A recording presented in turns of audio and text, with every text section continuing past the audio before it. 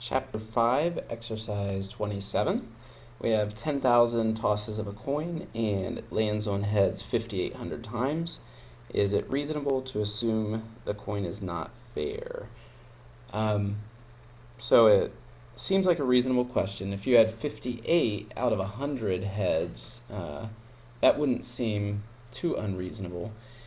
Now the trick is here, we can't just take that one specific, for example, a binomial with 10,000 choose 5,800. Because the question's not really asking, how difficult is it to get that specific value? Because remember, it's difficult to get any one specific value. What it's really asking, what's the probability of getting that result or something even more extreme? So 5,800, 5,801, 5,802, all the way to 10,000 heads. So that's what we want to sum. Now we could use a binomial distribution and get an exact answer, but we're going to take advantage of the fact that the normal distribution gives us an approximation to the binomial. And we're also going to do this correction factor. So instead of saying x is greater than 5,800, we're saying 5799.5. That takes into account the fact that the binomial is discrete and the normal is continuous. So in order to make that conversion from x to a standard normal, we need to subtract the mean from this. So the mean of a binomial would be n times p. In other words, 0.5 would be the p, n would be 10,000, so we'd be taking away 5,000 from this, which is where we get our 799.5. On the bottom, standard deviation of a binomial is square root of npq, so 10,000 times 0.5 times 0.5 gives us square root of 2,500. Work that out, we get z greater than basically 16.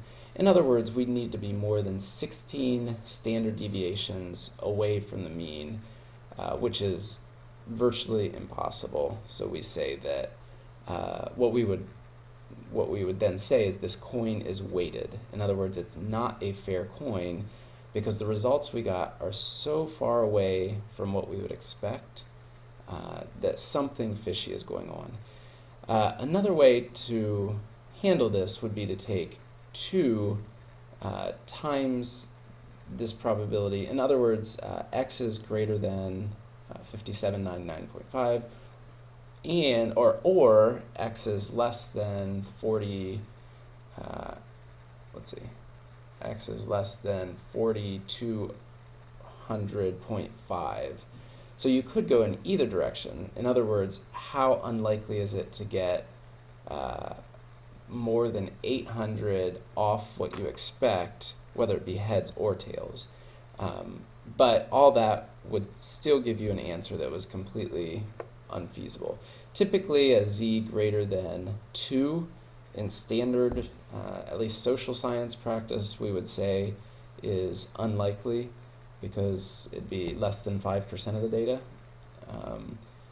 Z greater than 3, 4 is sometimes used in medical fields, but anything greater than 5, certainly at 16, is considered very unlikely.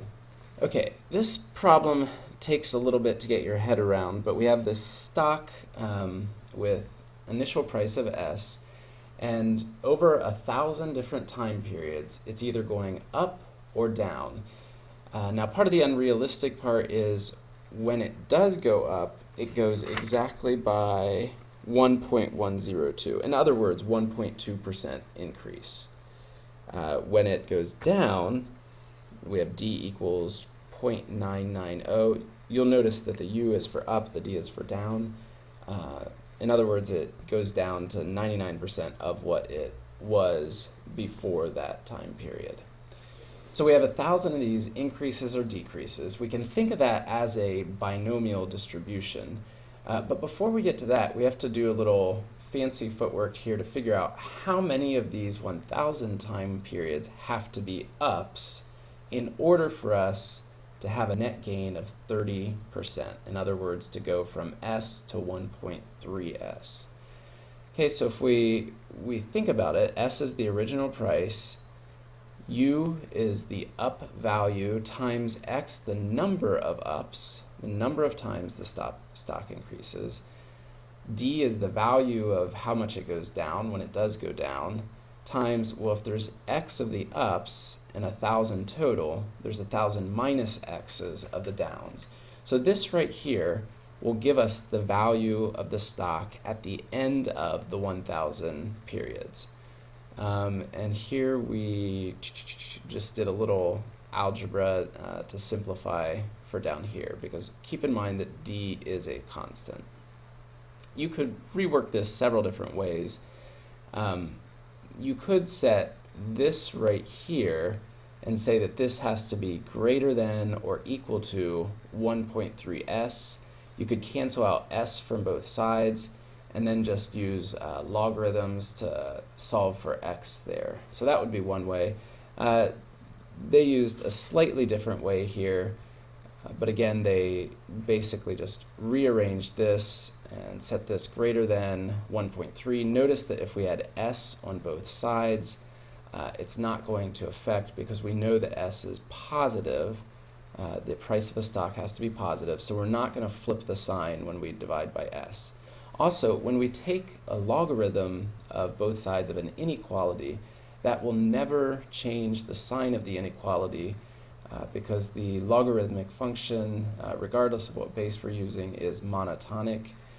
In other words, it's either, we don't have to worry about it decreasing. It's always going to be increasing. It's always going to be going in one direction. We don't have to worry about it going back and forth, which could potentially change the sign of the inequality. So by the time we get down here, we solve for x greater than 469.2. So we'll say 470. In order for us to get at least a 30% increase, we need 470 ups and less than 531 downs.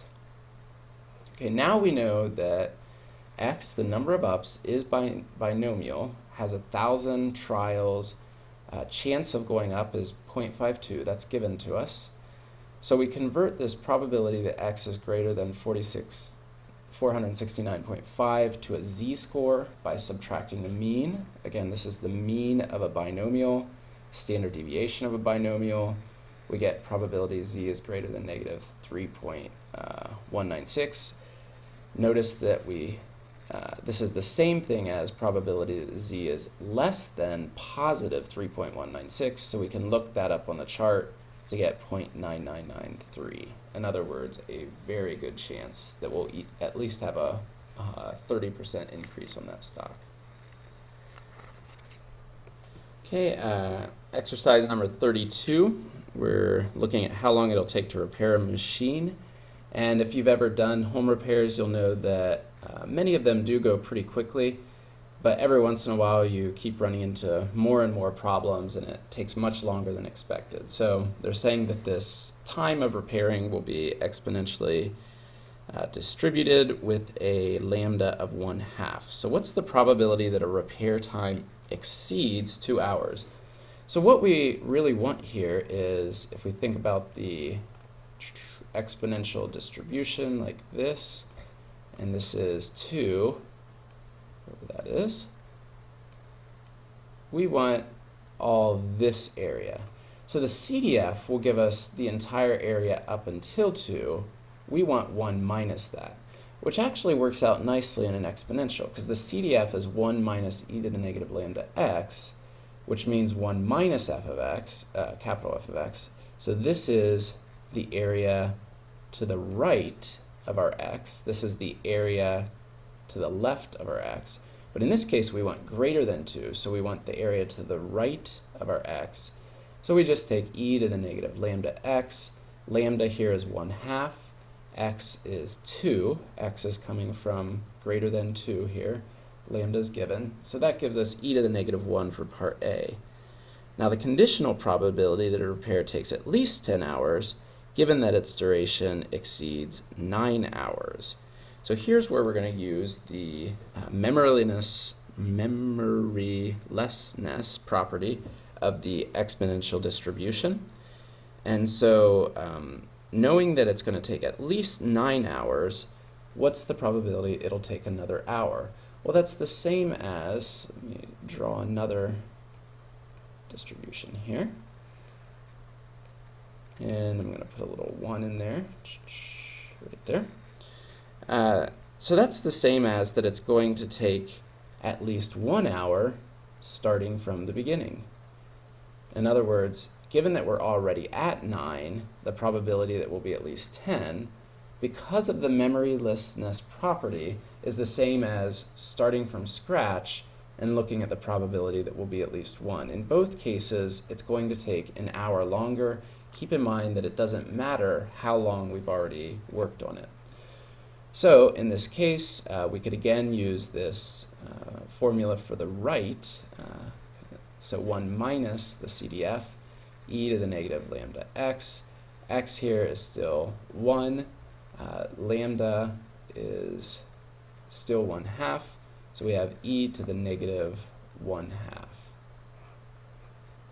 Okay, and exercise 33, one of the simpler ones here in this chapter.